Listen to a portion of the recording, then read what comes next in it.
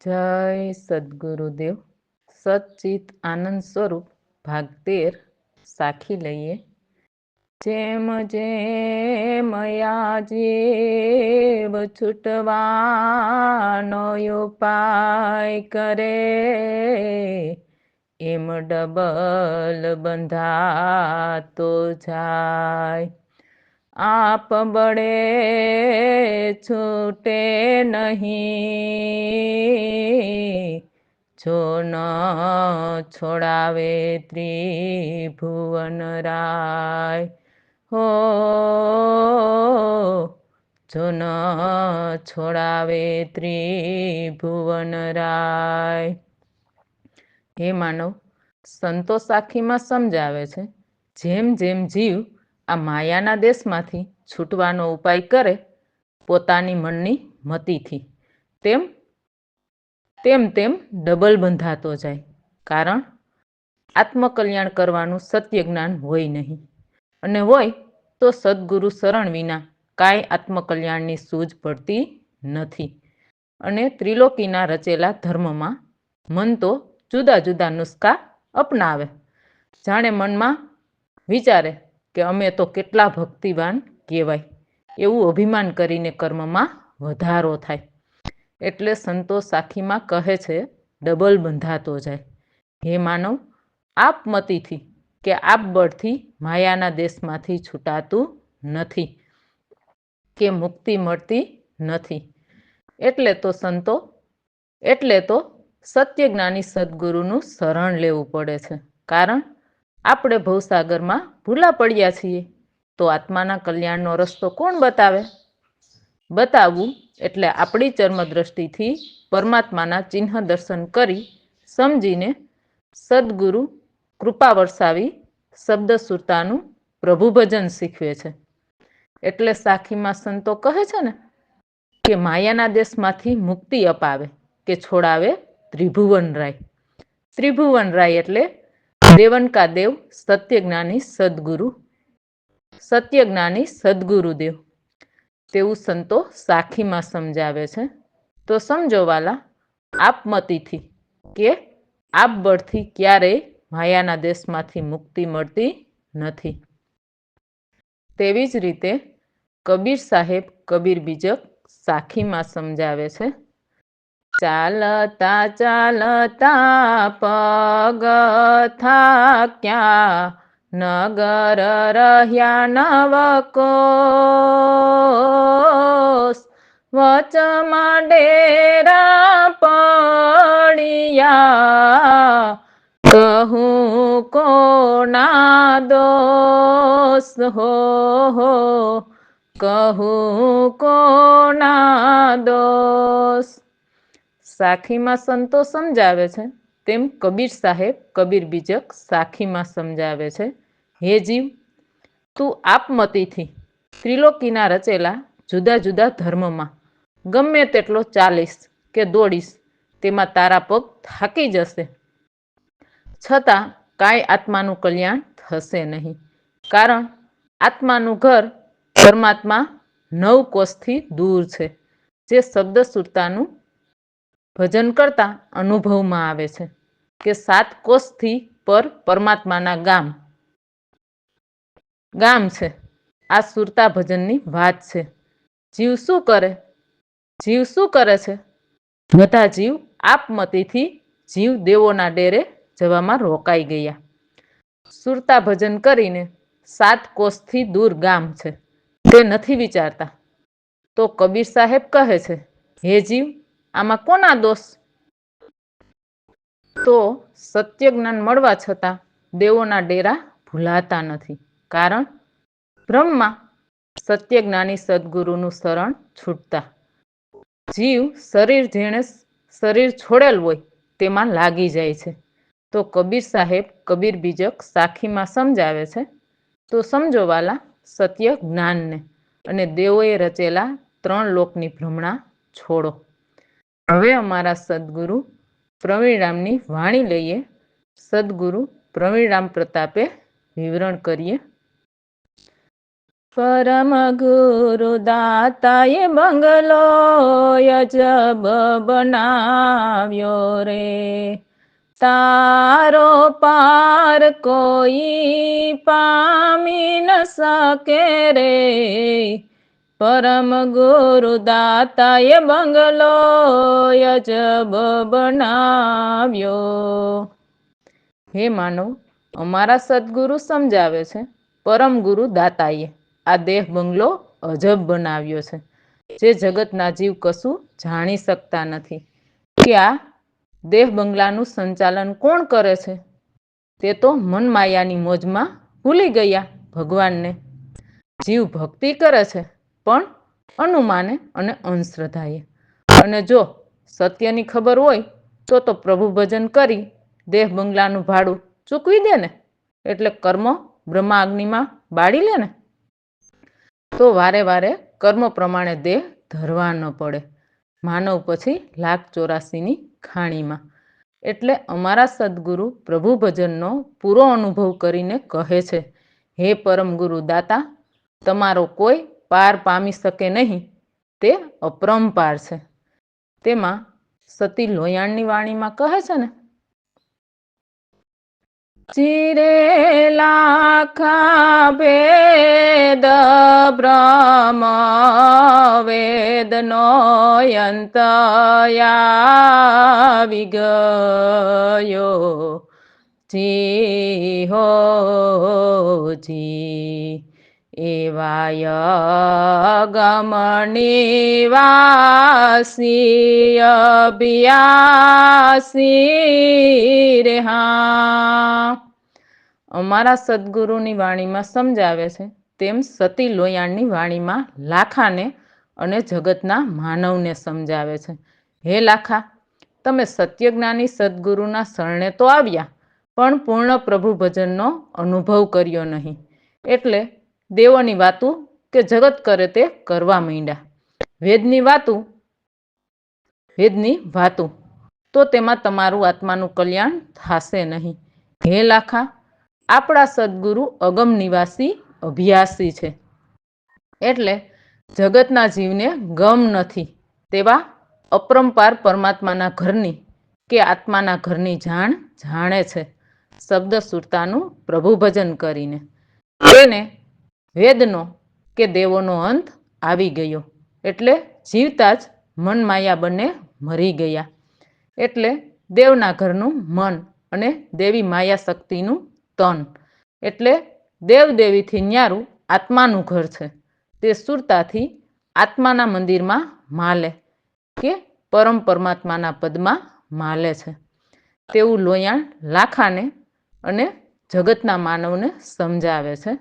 તો સમજો વાલા, સંતોની વાણીના શબ્દો સત્ય જ સમજાવે છે. સદગુરુની આગળની વાણી લઈએ. 5 3 મળીને નાવ ખેંચાવી, અજબ કારીગર આવ્યો રે, તારો પાર કોઈ પામી ન શકે રે, 8 9 માસ ચિતરતા રે લાગ્યા, નખ શીખ સાંધા જોડ્યા રે, તારો પાર કોઈ પામી ન શકે રે, પરમ ગુરુ દાતાએ બંગલો અજબ બનાવ્યો. હે માનવ, અમારા સદગુરુ કહે છે, જગતના જીવ જાણતા નથી તેવા અજબ પરમાત્માના અંશ અવતારી સદગુરુ સંત તેમના ગુરુ નારણદાસ આવ્યા. સુરતાથી તેમને 5 તત્વો, જે અગ્નિ, પૃથ્વી, વાયુ, જળ અને આકાશ, આ 5 તત્વો અને 3 ગુણ, જે રજોગુણ, તમોગુણ અને સત્વગુણ, આ 8 મળીને સુરતાની નાવ ખેંચાવી, એટલે છેક પરમપદમાં પહોંચાડી પ્રભુ ભજન કરાવીને. હે માનવ, આ દેહને ચિતરવામાં 8-9 મહિના લાગ્યા. નખથી છેક શિખા સુધી રગે રગના તેમજ આખા દેહના હાડના સાંધા જોડ્યા. એટલે દેહ પૂતળું બનાવ્યું અને પ્રાણ પૂરવા વાળા ન્યારા રહ્યા. તે દેહના માયાવી વિકારમાં આવે નહીં. એટલે તો સંતો વાણીમાં કહે છે ને, 5 તત્વોનું પૂતળું બનાવ્યું, પૂતળામાં પ્રાણ કોઈ પૂરી તો જુઓ, મારો રામ કરે તેમ કરી તો જુઓ. અમારા સદગુરુની વાણીમાં સમજાવે છે તેમ સંતોની વાણીમાં સમજાવે છે, હે માનવ, આ દેહને ચિતરવામાં 8-9 મહિના લાગ્યા.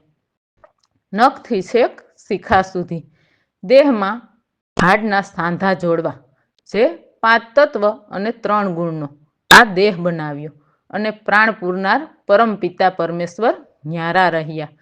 તે દેહના માયાવી વિકારમાં આવે નહીં. તો હે વાલા, જગતથી ન્યારા રહેતા ઈશ્વરરામ કરે તેમ કરી તો જુઓ, સુરતાથી ન્યારા રહીને. તેવું સંતો વાણીમાં કહે છે. તો સમજો વાલા, સંતોની વાણીના શબ્દો અને 3 લોકના મોહ વિકાર છોડો, તેમાં આત્માનું કલ્યાણ થાય નહીં. સદગુરુની આગળની વાણી લઈએ.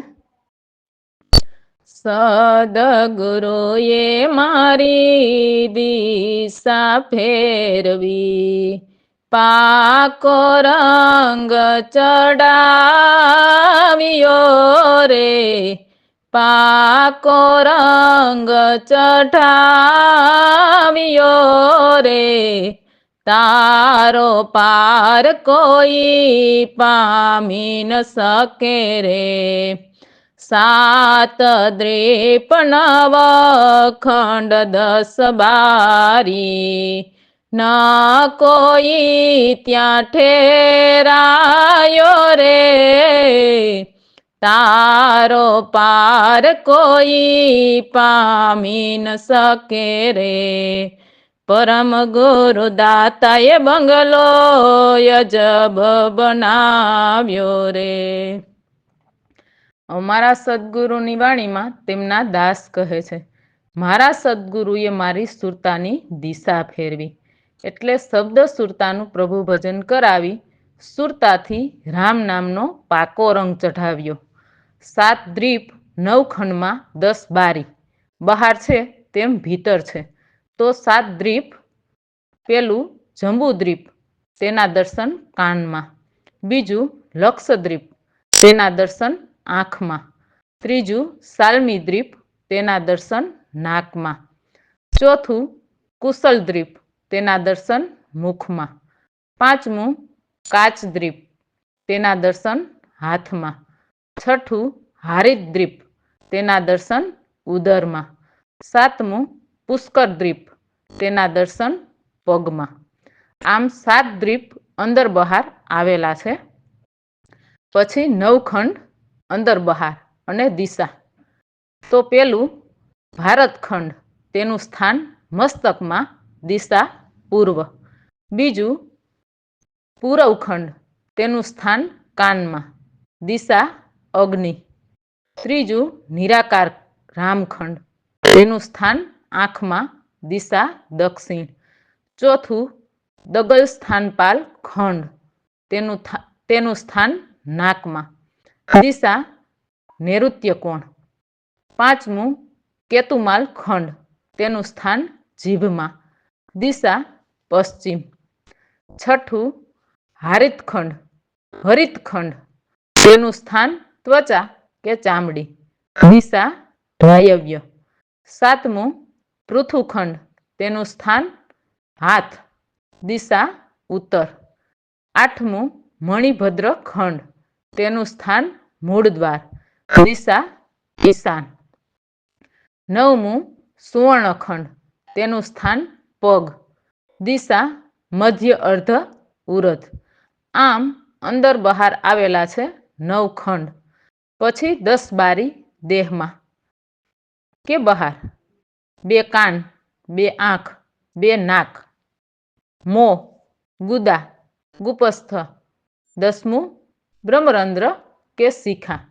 આમ 7 દ્વીપ, 9 ખંડ અને 10 બારી કે 10 દરવાજા અંદર બહાર અનુભવીને અમારા સદગુરુ વાણીમાં સમજાવે છે. તો આ બધો ભેદ જાણીને પરમ પરમાત્માના પદમાં સુરતાથી કોઈ ઠેરાણા નહીં. કાં તો આપમેળે બની બેઠેલા સંતોભાઈને ખબર જ નથી કે આત્માનું કલ્યાણ કેમ કરવું. કાં તો 3 લોકના મન માયાના હરખ શોકમાં અટવાણા જીવ. એટલે તો સંતો વાણીમાં કહે છે ને, અનુભવી વિનાય અટવાણા રે, માટે પૂજવા પડ્યા એને પાણા.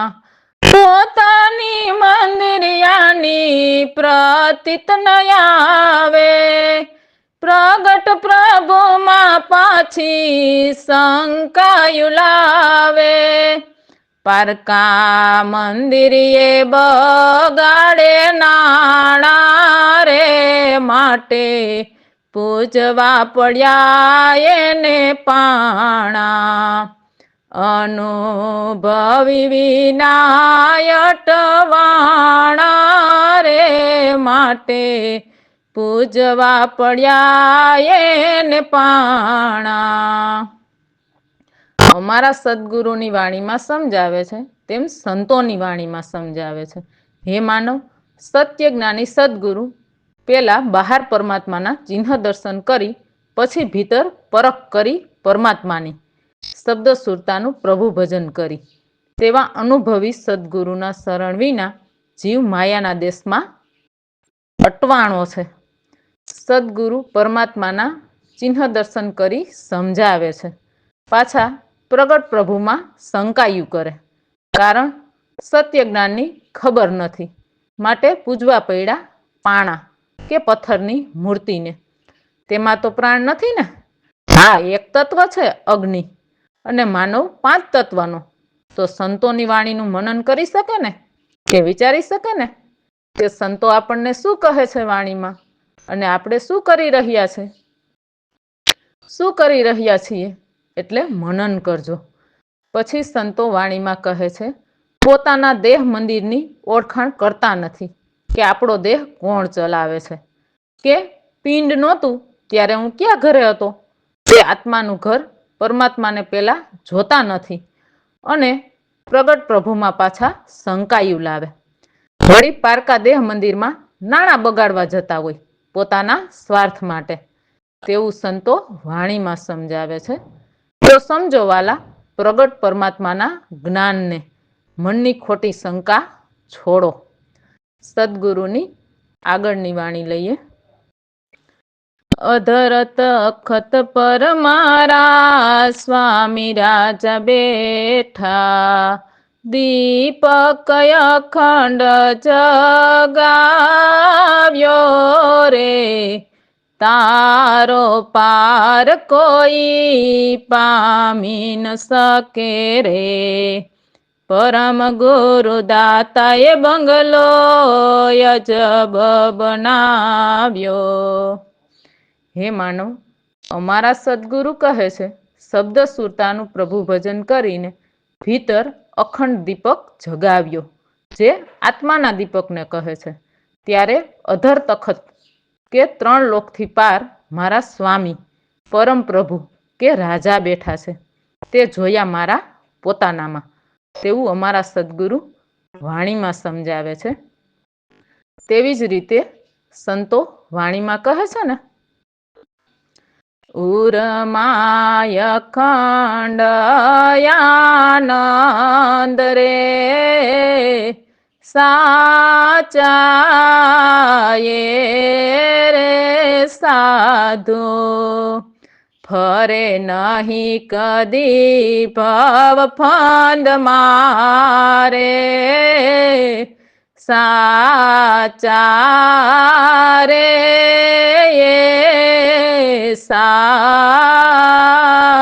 સાધુ.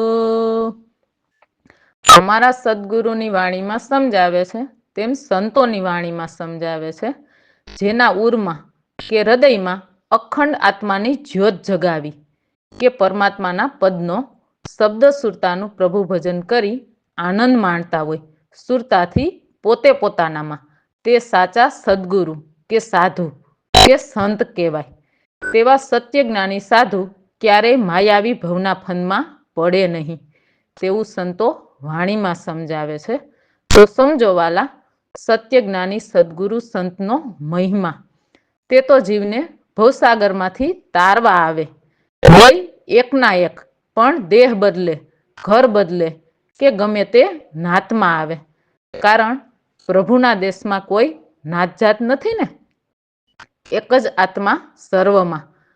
ગર્ભમાંથી બહાર આવ્યા પછી માયાના દેશમાં નાત જાત છે. એટલે મનન કરજો સંતોની વાણીના શબ્દો. સદગુરુની આગળની વાણી લઈએ.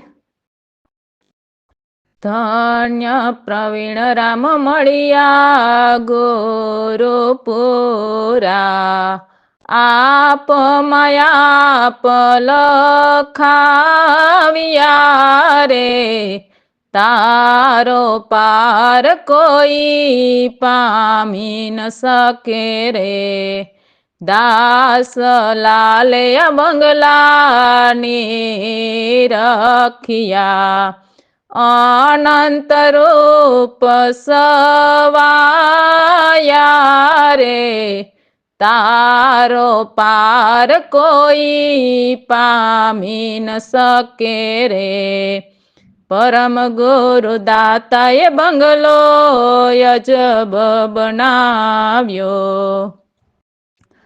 અમારા સદગુરુની વાણીમાં તેમના દાસ કહે છે, અમે ધન્ય છીએ કે મોટા ભાગ્યશાળી છીએ કે અમને સદગુરુ પ્રવીણરામ પૂરા અનુભવી જ્ઞાની મળ્યા. પૂરા એટલે પેલા બહાર પરમાત્માના ચિહ્ન દર્શન કરાવી સમજાવે, પછી ભીતર પરખ કરાવે. પરમ પરમાત્માની કૃપા વરસાવીને શબ્દ સુરતાનું પ્રભુ ભજન કરી આપમાં આપ લખાવ્યા. એટલે ગુરુ પરમાત્માને મારા પોતાનામાં જ જોયા. અનંત રૂપ સવાયા છે. એટલે જેનો અંત જ ન આવે તેવા પરમ પરમાત્માના રૂપ સવાયા કે અગણિત છે. એટલે શબ્દ સુરતાથી કે આકાશવાણીથી એકના અનેક થયા. પછી દેવ હોય કે દાનવ, માનવ કે 84ના જીવમાં, કે સજીવ કે નિર્જીવ સર્વમાં. તેમના દાસે આ દેહ બંગલામાં સદગુરુની કૃપાથી શબ્દ સુરતાનું પ્રભુ ભજન કરીને પરમ પરમાત્માને નિરખ્યા કે જોયા. તેમાં અમારા સદગુરુની વાણીમાં કહે છે ને, બંગલાય જબ બન્યા સાહેબ જેમાં નારાયણ બોલે, બંગલા ખૂબ બન્યા મોટા સાહેબ જેમાં નારાયણ બોલે, નારાયણ બોલે જેમાં પરમેશ્વર બોલે, બંગલાય જબ બન્યા સાહેબ જેમાં નારાયણ બોલે. સદગુરુની ઉપરની વાણીમાં સમજાવે છે તેમ આ વાણીમાં અમારા સદગુરુ સમજાવે છે. આ દેહ બંગલો શબ્દ સુરતાનું પ્રભુ ભજન કરી જગતના જીવને ગમ કે ખબર નથી તેવા અજબ દેહ બંગલો બન્યો સાહેબ. સાહેબ એટલે પરમાત્મા થાય. કોઈ દેહને સાહેબ કીધા નથી. જેમાં નારાયણ પ્રભુ બોલે છે સુરતાથી.